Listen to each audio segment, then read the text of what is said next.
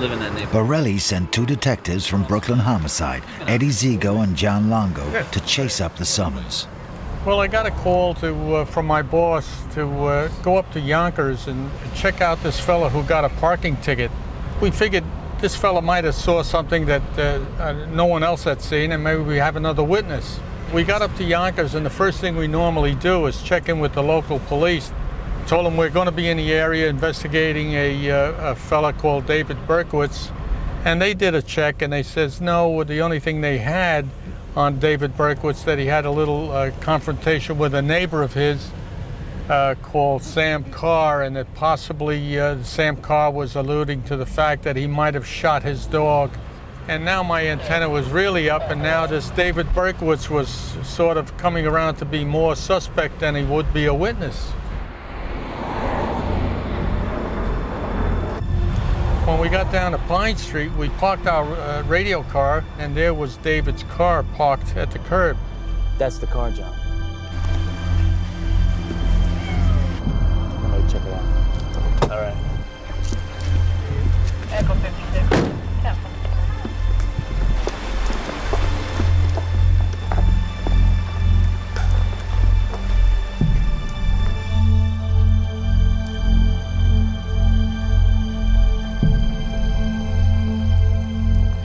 Until I walked around on the street side and I looked into the back of the car, on the back seat, that's when I saw this duffel bag.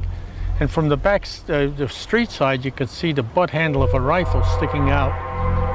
So that's when I decided, you know, I'd like to see what's in that bag.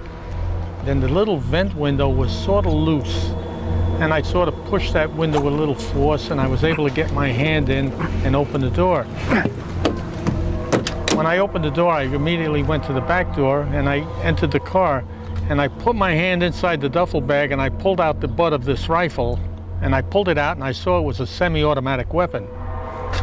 So now I pulled it out on the side, and I reached in again, and I felt this metal, and I pulled it out, and they were clips, ammunition clips.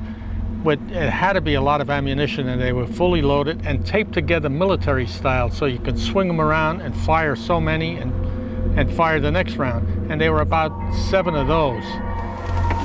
Now I go into the dash compartment, and I found a clip of photographs that you take in like a 5 and dime store. And now I said, this has to be him. I put everything back in, and then proceeded to go under the front seat. Is when I found this letter, and there was a white envelope, a plain white envelope. So I then gingerly opened it, pulled out the letter, and I started to read. As I'm reading, unbeknownst to me, my body started to shake. I felt the blood surging through my veins. My partner saw me, so John Longo comes running over, and he says, Eddie, what's wrong? He said, what, are you getting a heart attack? What's up, Eddie? What's the matter? John, we got him. We got him. He says, who? We got who? I said, we got the son of Sam. This is the letter he's going to drop. The letter described Berkowitz's plan to machine gun teenagers at a nightclub in the Hamptons. While Eddie Zigo went to get a warrant for Berkowitz's arrest, his partner John Longo watched the apartment with detectives Bill Gardello and John Falatico. Berkowitz stepped out of the block at 10:30 p.m.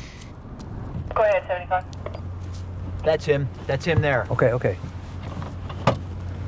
Let's go get him. Desperate to avoid a shootout, detectives crept around the back of Berkowitz's car. Freeze.